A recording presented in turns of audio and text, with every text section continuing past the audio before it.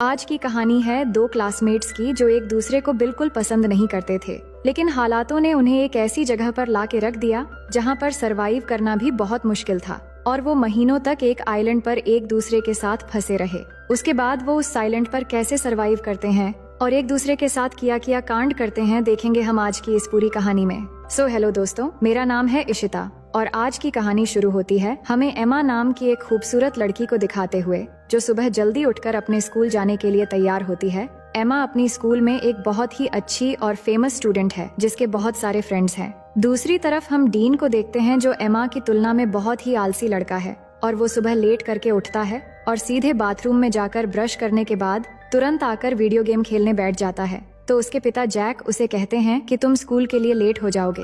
वहीं हम एमा और उसकी छोटी बहन स्टेसी को देखते हैं जिनको उनकी माँ बारबरा स्कूल छोड़ने आती है। उसके बाद एमा स्कूल में पहुंचकर अपने बेस्ट फ्रेंड लिजी से मिलती है और जब वो बातें कर रहे थे तभी स्टीफन नाम का एक स्टूडेंट आकर एमा को हाई कहता है और ये देखकर लिजी एमा को चिढ़ाने लगती है। अब उसी दिन क्लास में मिस्टर क्रिश्चियनसेन जो उनके टीचर हैं, वो बताते हैं कि बस अगली सुबह ठीक 7 बजे ट्रिनिडाड आइलैंड के ट्रिप के लिए निकलेगी और वो आगे बता ही रहे होते हैं कि एमा क्लास में लेट पहुंचती है और डीन भी पीछे से आकर एमा से टकरा जाता है और उसे सॉरी शहजादी कहता है। इसके बाद जब मिस्टर क्रिश्चियनसेन ट्रिप के बारे में और जानकारी दे रहे थे तभी लिजी एमा से कहती है कि डीन भी ट्रिप पर जा रहा है अपने पिता के पैसों की वजह से और फिर वो डीन को देखकर मुंह बनाती है। अब लंच के समय लिजी अपने दोस्तों को एमा और स्टीफन के बीच सुबह जो हुआ वो बताती है और कहती है कि ट्रिप में जाकर हमारे पास 1 हफ्ता होगा अपना जादू चलाकर एमा को स्टीफन के साथ एक्शन कराने के लिए। पर एमा कहती है कि हमें ये सब छोड़कर ट्रिप पर ध्यान देना चाहिए। अब सभी जब बातें कर रहे थे तभी एमा की नजर डीन पर पड़ती है जो चाकू से सेब काट रहा था।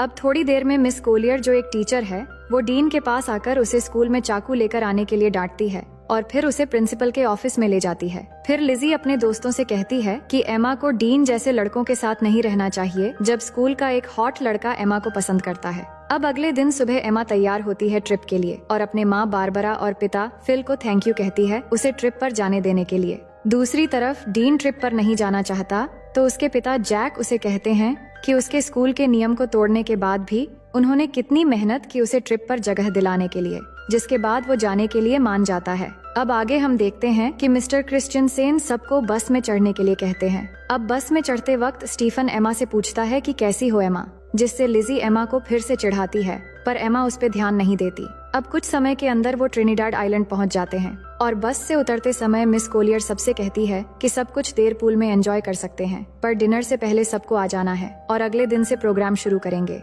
अब कुछ देर बाद एमा और उसके सभी दोस्त पूल में जाते हैं जहां एमा स्टीफन से मिलती है और सब एक साथ पूल में मस्ती करने लगते हैं, लेकिन डीन बिल्कुल अकेला बैल्कनी से ये सब देख रहा होता है। अब उसी शाम एमा की एक फ्रेंड लिजी और एमा को आकर बताती है कि स्टीफन ने उन्हें पार्टी पे बुलाया है जो यहाँ के एक लोकल बोट में हो रही है, लेकिन एमा ये सुन के मना कर देती है पर उसके दोस्त जिद करके उसे मना लेते हैं। उसके बाद वो पार्टी के लिए बोट पर चले आते हैं और वहाँ पहुँचने के बाद एमा हेलन को पार्टी में ढूंढने लगती है पर तभी वो देखती है कि स्टीफन किसी और लड़की को किस कर रहा है और ये देख के एमा वहाँ से जाने लगती है और वही साइड से ये सब डीन भी देख रहा होता है। तभी वो एमा से कहता है कि तुम्हारा बॉयफ्रेंड तो मजा कर रहा है, तो वो डीन से कहती हैं कि तुम्हें इन सब से कोई मतलब नहीं होना चाहिए। अब अचानक वहाँ पुलिस आ जाती है क्योंकि पुलिस को पता चल गया था कि यहाँ स्टूडेंट पार्टी में ड्रग्स ले रहे हैं और सबको बोट के सामने की तरफ आने को कहते हैं। तभी अचानक पैर फिसलकर एमा पानी में गिर जाती है और उसे गिरते हुए डीन देख लेता है तो वो भी उसे बचाने के लिए पानी में कूद जाता है और फिर उसे बचाकर एक छोटी बोट में ले जाता है। अब उस बोट की रस्सी बड़े बोट से जुड़ी हुई थी तो डीन उस रस्सी को काट देता है और एमा के पूछने पर वो कहता है कि मुझे पुलिस के झंझट में नहीं पड़ना है, पुलिस के जाने के बाद हम बड़े बोट तक पहुंच जाएंगे। लेकिन थोड़ी ही समय के अंदर वो बोट उनसे काफी दूर चला जाता है और तभी वहाँ पर तूफान शुरू होने वाला होता है, लेकिन डीन देखता है कि इसमें तो मोटर ही नहीं है। तभी उनके सामने से अचानक एक बड़ी सी लहर आती है और दोनों कस के बोट को पकड़ लेते हैं। इसके बाद सुबह हो जाती है और दोनों लहरों की वजह से बोट के साथ अरेबियन सागर में पहुंच गए थे। डीन का फोन भीग चुका था तो वो एमा को उसका फोन देने को कहता है पर एमा के फोन में नेटवर्क नहीं आ रहा था। फिर एमा डीन से कहती है कि हमें पार्टी बोट का पीछा करना चाहिए था तो डीन कहता है कि चिंता मत करो, कोई न कोई हमें लेने आ जाएगा। वो बात ही कर रहे थे तभी अचानक एमा को थोड़ी दूरी पर एक आइलैंड नजर आती है जिसके बाद डीन बोट को उस आइलैंड की तरफ ले जाने लगता है और बहुत मुश्किलों के बाद दोनों उस आइलैंड पर पहुंच जाते हैं। और वहां पहुंच के एमा फिर से फोन के नेटवर्क को देखती है, पर वहां भी कोई नेटवर्क नहीं मिलता। फिर डीन को उस बोट पे एक फ्लेयर गन मिलती है, तो वो उसे ले लेता है और फिर दोनों आगे बढ़ने लगते हैं इस उम्मीद में कि आगे जाने पर उन्हें कोई मदद मिल जाएगा। दूसरी तरफ होटल में पिछले रात की पार्टी की वजह से मिस्टर क्रिश्चियनसेन ट्रिप को कैंसिल कर देते हैं। तभी लिजी मिस कोलियर से कहती हैं कि एमा होटल वापस नहीं आई है और उसे लगा कि शायद एमा कल रात किसी और के साथ थी, इसलिए उसने किसी को नहीं बताया। और वो बताती है कि उसने एमा को आखिरी बार पार्टी बोट पर देखा था। इसके बाद मिस्टर क्रिश्चियनसेन सबकी अटेंडेंस लेते हैं, तो उन्हें पता चलता है कि डीन भी यहाँ मौजूद नहीं है।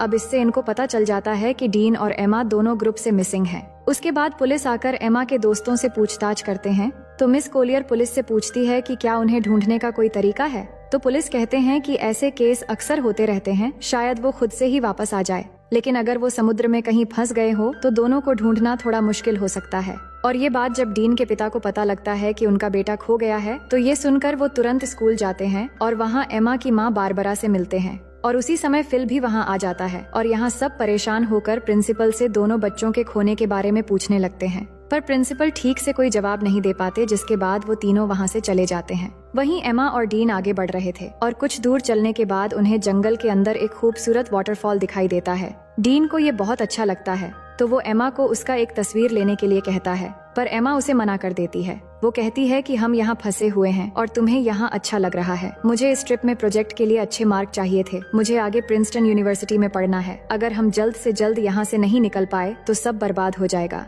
इसके बाद वो आगे बढ़ते हैं और कुछ घंटे बाद वो दोनों इस आइलैंड के बिल्कुल किनारे पे आ जाते हैं, पर अब तक यहाँ उन्हें ना कोई रास्ता मिला था और ना ही कोई मदद।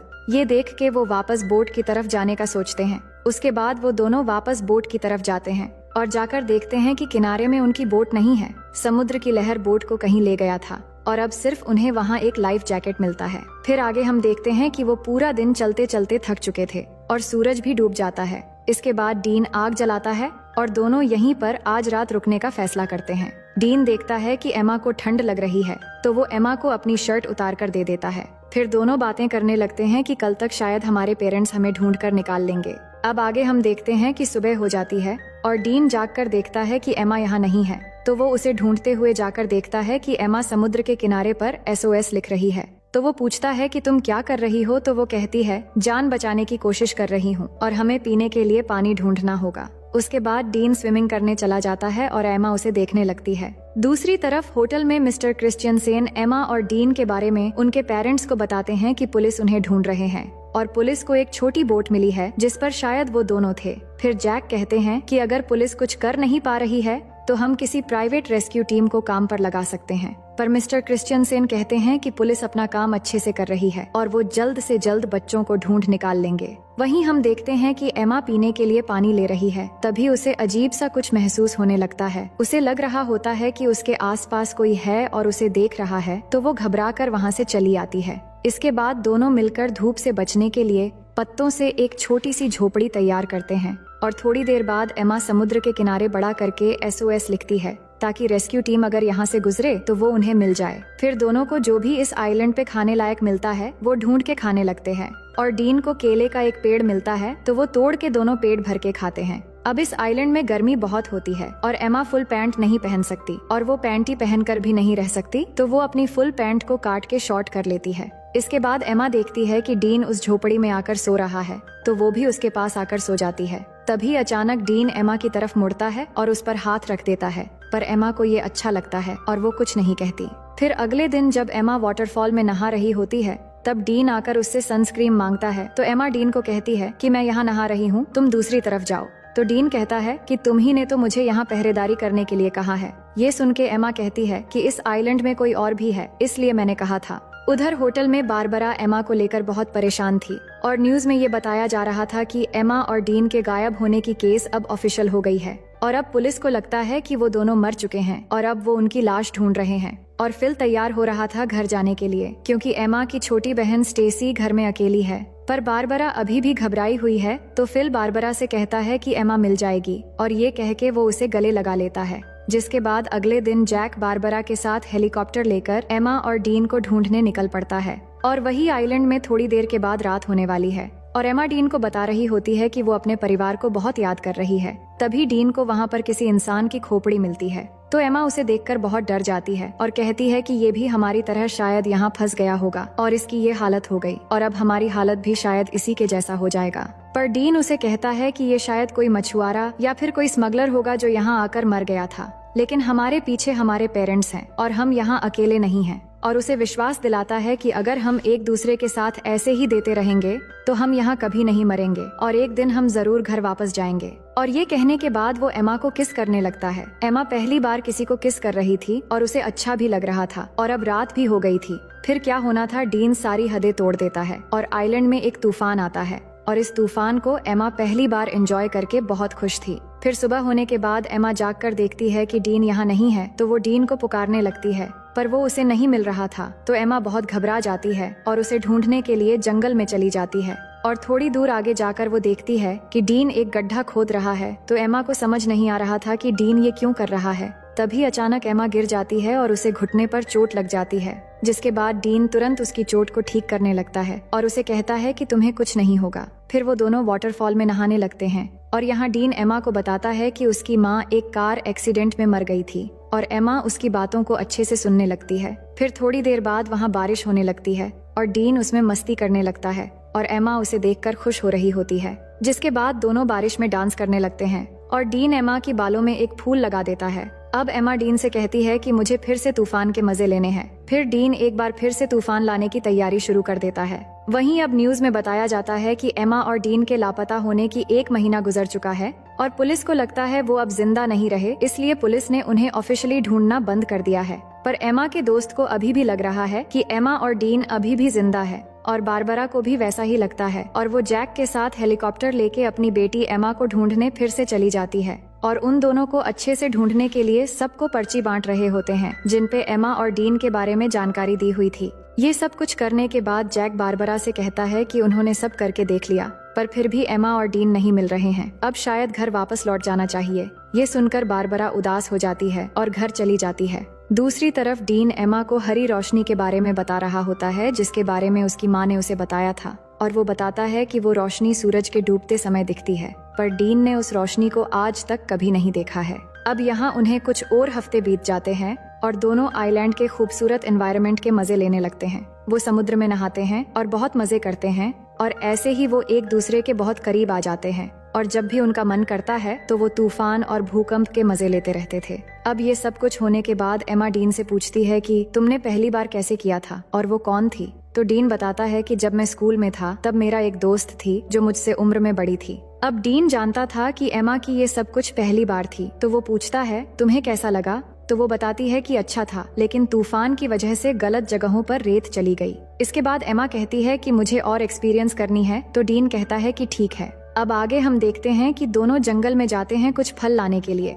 और डीन थोड़ी आगे जाकर फल तोड़ने लगता है। तभी अचानक उन्हें एक प्लेन की आवाज सुनाई देती है, तो दोनों खुली जगह की तरफ भागने लगते हैं और डीन जल्दी से आकर उस प्लेन को सिग्नल देने के लिए एमा की बैग में फ्लेयर गन ढूंढने लगता है, पर उसे वो नहीं मिलती। लेकिन तब तक वो प्लेन उनसे बहुत दूर चली जाती है। फिर एमा फिर से उस फ्लेयर गन को ढूंढने लगती है, पर उसे भी नहीं मिलती। तो एमा को लगता है कि उस आइलैंड पर कोई और भी है जो उनके चीजें चुरा रहा है। फिर आगे हम देखते हैं कि कुछ दिन और बीत गए हैं, पर उनके ऊपर से अब तक सिर्फ एक ही प्लेन गुजरा है और कोई भी उन्हें बचाने नहीं आया है। दोनों झोपड़ी में बैठ के बात करने लगते हैं कि उन्हें अब घर वापस जाने की उम्मीद छोड़ देनी चाहिए और यहाँ जंगल में पूरी तरह एक दूसरे के साथ बिताने का फैसला कर लेना चाहिए। तभी अचानक डीन को किसी जानवर की आवाज आती है, तो डीन जंगल में जाता है उस जानवर को ढूंढने के लिए। तो एमा को डीन की चिंता होने लगती है, तो वो भी उसके पीछे चली जाती है और वही डीन जैसे ही थोड़ा आगे जाकर देखता है तो वहाँ एक ब्लैक पैंथर होता है, जिसे देखते ही वो भागने लगता है और भागते भागते काफी दूर जाने के बाद वो अचानक जमीन पे गिर जाता है। और एमा भागती हुई जब डीन के पास पहुँचती है तो वो देखती है कि डीन के पास खून से लथपथ एक चाकू है और उसने एक ब्लैक पैंथर को मार दिया है। फिर आगे हम देखते हैं कि एमा और डीन के सभी दोस्त और पेरेंट्स उनके बिना ही अपनी जिंदगी की शुरुआत कर लेते हैं और यहाँ एमा और डीन ने भी आइलैंड पर जीना सीख लिया है और इधर ही अपनी जिंदगी गुजारने का फैसला कर लिया है, क्योंकि उन्हें जो उम्मीद थी कि उन्हें कोई बचाने आएगा वो भी अब खत्म हो चुकी थी। उन्होंने शिकार करना भी सीख लिया है और यहाँ पर झोपड़ी बनाकर रहते हैं और सभी उम्मीदें छोड़कर खुशी से एक दूसरे के साथ देते हुए दिन गुजारने लगते हैं। फिर एक दिन एमा उल्टियां करने लगती है तो डीन ये देखकर उसे पूछता है कि क्या तुम प्रेग्नेंट हो? तो एमा कहती है कि नहीं, उल्टियां बस ऐसे ही हो गई हैं। इसके बाद एमा अच्छा महसूस करने के लिए डीन के साथ लेट जाती है, पर जब वो दोनों बात कर रहे होते हैं तभी एमा की खोई हुई चीजें ऊपर से गिरने लगती है और जब वो दोनों ऊपर देखते हैं तो वहाँ पेड़ पर एक बंदर होता है जो उनके सामान फेंक रहा होता है और वो देखते हैं कि बंदर के हाथ में वो फ्लेयर गन भी है जो डीन को उस दिन नहीं मिला था। तो उस बंदर को एमा एक केला दिखाती है तो वो गन नीचे फेंक देता है, जिसके बाद उन्हें ऊपर से एक हेलीकॉप्टर की आवाज आती है तो वो भागते हुए खुली जगह पर आते हैं और एमा गन लोड करके फायर करती है तो वो हेलीकॉप्टर वाले उन्हें देख लेते हैं, जिसके बाद वहाँ से उन्हें रेस्क्यू कर लिया जाता है। और अब फाइनली दोनों 3 महीने के बाद वापस आ जाते हैं और एयरपोर्ट पे एमा और डीन के दोस्त और पेरेंट्स उनसे मिलकर बहुत खुश हो जाते हैं, जिसके बाद दोनों के पेरेंट्स उन्हें अपने अपने घर लेकर चले जाते हैं। अब घर आने के बाद डीन उसी रात को एमा से मिलने जाता है और वो बात करते हैं कि घर वापस आकर कितना अजीब लग रहा है और यहाँ डीन एमा को किस करने वाला होता है, पर एमा नहीं करती और कहती है कि हर 10 मिनट में उसके पेरेंट्स उससे मिलने आ रहे हैं, अब शायद तुम्हें यहाँ से चले जाना चाहिए। और कहती हैं कि हमारे आने की खुशी में मेरे पेरेंट्स ने एक पार्टी रखी है तो तुम्हें भी आना है। फिर अगले दिन पार्टी पे सब जमा होते हैं और एमा के पेरेंट्स सबको कुछ कहने लगते हैं उनके बच्चों के वापस आने पे। इसके बाद स्टेसी डीन से पूछती है कि तुम सबके साथ क्यों नहीं हो? तो डीन कहता है कि मुझे सबसे घुलना मिलना अच्छा नहीं लगता। इसके बाद डीन एमा को उसके साथ आने के लिए इशारा करता है पर एमा नहीं आती और उसे अनदेखा कर देती है और ये देखकर डीन पार्टी से चला जाता है। इसके बाद सभी चीजें पहले की तरह हो जाती हैं और एमा आइलैंड से वापस आने पर वो बहुत फेमस हो जाती है, पर डीन अभी भी अकेला ही रहता है और जब भी एमा और डीन एक दूसरे के पास से गुजरते हैं तो वो बस एक दूसरे की तरफ ही देखते हैं। फिर कुछ दिन बाद एमा डीन को कॉल करती है पर डीन कॉल नहीं उठाता। उसके बाद हम देखते हैं कि एमा के रूम में स्टेसी जाती है और उसे कहती है कि तुम्हारे लापता हो जाने के बाद हमने तुम्हें बहुत मिस किया और मॉम डैड भी बहुत परेशान थे। हमने तो सोच लिया था कि शायद हमने तुम्हें बिल्कुल खो दिया है, लेकिन आज हम सब अच्छे से एक साथ हैं और बहुत खुश है। फिर एमा स्टेसी से कहती है कि तुम मेरी बहुत अच्छी बहन हो और फिर वो दोनों एक साथ प्रॉम पार्टी में जाने का डिसाइड करते हैं। दूसरी ओर हम डीन को देखते हैं जो अपनी माँ के कब्र पर जाता है और अपनी माँ को मिस करते हुए बहुत रोता है। अब प्रॉम पार्टी की रात डीन टीवी देख रहा होता है तो उसके पिता उसे पूछते हैं कि क्या पार्टी में तुम मेरे कोट पहनकर जाना चाहोगे? दूसरी तरफ एमा पार्टी में अपनी बहन के साथ पहुंच गई थी, जिसके बाद लिजी उसके पास आती है और एमा को एक सरप्राइज देने के लिए आगे ले जाने लगती है और तभी एमा देखती है कि बाहर बारिश में डीन कोट पहन के खड़ा है और एमा का इंतजार कर रहा है। ये देखकर एमा आइलैंड की वो सब कुछ याद करने लगती है। इसके बाद पार्टी से बाहर आकर एमा डीन के पास जाती है और यहाँ दोनों बहुत खुश होते हैं और किस करने लगते हैं और इसी सीन के साथ ये कहानी यहीं पर खत्म हो जाती है।